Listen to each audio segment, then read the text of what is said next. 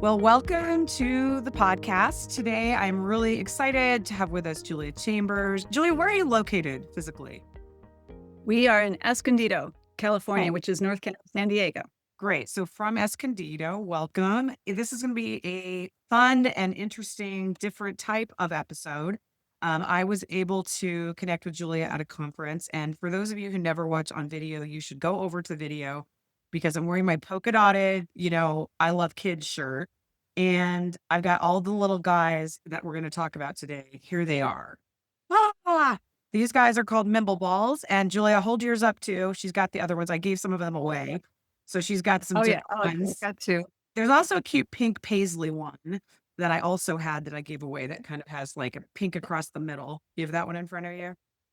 Yeah, look. So these are Mimble balls, and I have been using them. I gathered up a whole bunch of them on the first day of a conference. So, after Julie and I met, and I thought, gosh, this is a really good idea and can really help break the ice and help take stress out for children and grown-ups. I actually give them to my staff. Sometimes I use them myself when I'm getting frustrated. So, welcome. And I really am excited to talk to you about this and to just bring this great idea that you generated in your garage, your basement, or whatever with your own child.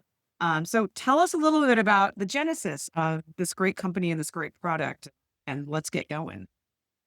The organic Genesis. I don't think I've ever heard a more organic story. My background is actually in museum studies and art history. So I Mhm. have too many degrees, probably. And I was a museum director, had to retire for a health reason, resolved now. We had a 10-year-old birthday party for my son, and it was a Pokemon party. And which a Pokemon is 6 pointed ellipses sewn together. We made a whole bunch of them. The kids were throwing them at each other. The next day, my son said, "Mama, will you make one of those, but use faux fur?" And he wanted me to do one that was white hair Yeah, I've got and that then guy here too. brown like Yeti. You got that one? And then he cut the bottom off and he set the wide set button eyes. And suddenly we realized, my son's a genius, that it did this. Ready? 1, 2, 3, bop. So how did you okay, so he had this idea the next day, like, hey, let's put this fuzzy hair on it, let's do these eyes. Like, then what? How long did it take for you to say, oh, we might have something here that could actually help people? Honestly, right away, Okay. because friends, kids of all ages kept coming over and they're like, "S-" and they just needed to touch it. They needed to run their fingers through it. And I just started making them for people. Even when their parents would come over, I have 3 sons, play date, pickup or whatever, they'd take it and invariably this would happen. Their fingers would go through. And one mom, I'll never forget, said, I was in the hospital for like 2 months after I had one of my children with a threatening Yeah. condition, and she said someone had, like, an alpaca, a llama or llama, Oh, right. and she's like, "I am going right back there to the comfort that I felt because there really is nothing more comforting." And one story, I think it was at the conference we were at, a detective came up to my table, gruff guy with a beard. Oh, a beard. You can also make Oh, gentle fun of your beard oh, actions, turn it and there upside down. Yeah, that's cute. but he said, I need that for the moments when I have a child who comes in on their own, terrified, victim of abuse, parents have just been arrested, or something awful has just happened. They need comfort right away because they're terrified. And he said, I can take this, I can bop it, and they can know I'm okay. Because someone who's grumpy and awful is not going to try and make someone else laugh.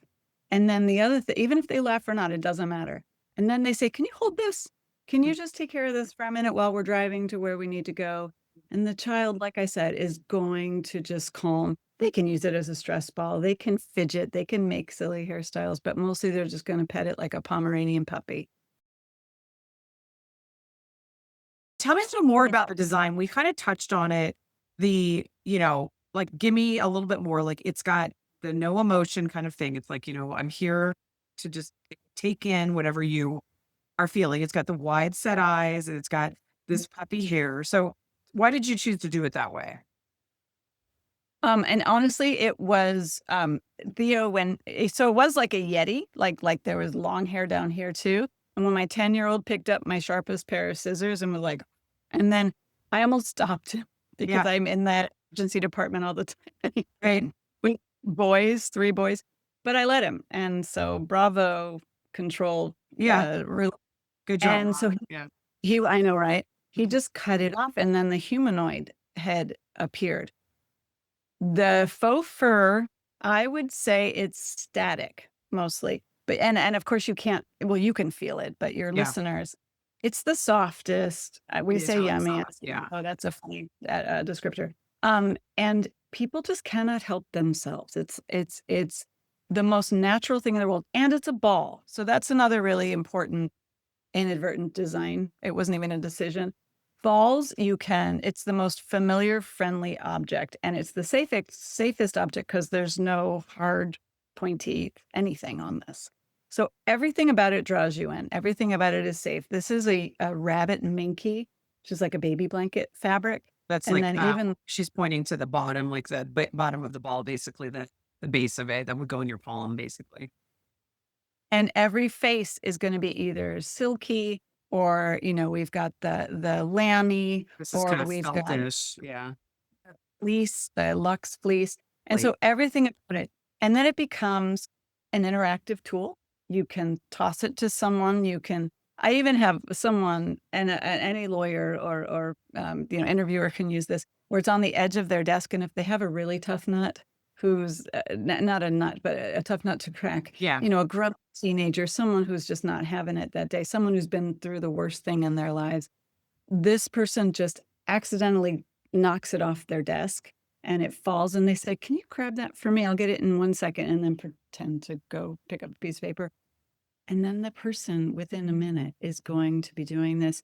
And the thing that's happening from my therapist conferences is the polyvagal theory is kicking in, which is when your body just calms itself down to a baseline. And at that baseline, people can get the words out. They can tell you what's happened. And again, you're building this trust because there have been studies that with the wide set eyes, they're non predatory. So it's why we pour our hearts out to our puppies, to Mm. horses, to our cats.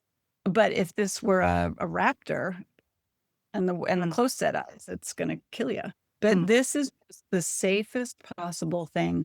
And so between this and the fact that it will never judge you, it will never interrupt you, it will listen for hours.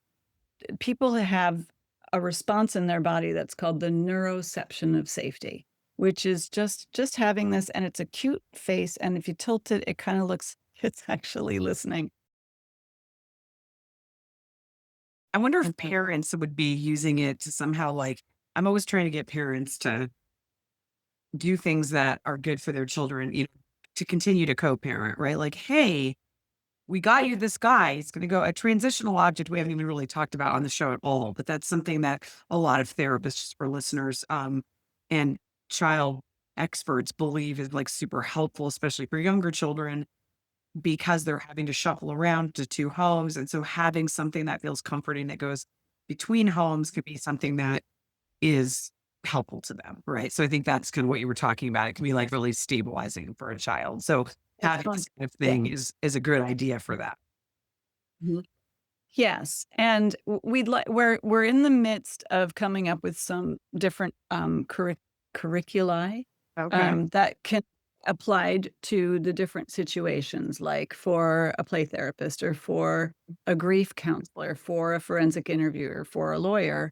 I mean, I've had many lawyers say, I'm not a child therapist. I Right. don't know what to say. And I've gotta connect with them rapidly, like you just said. So, what was I gonna tell you?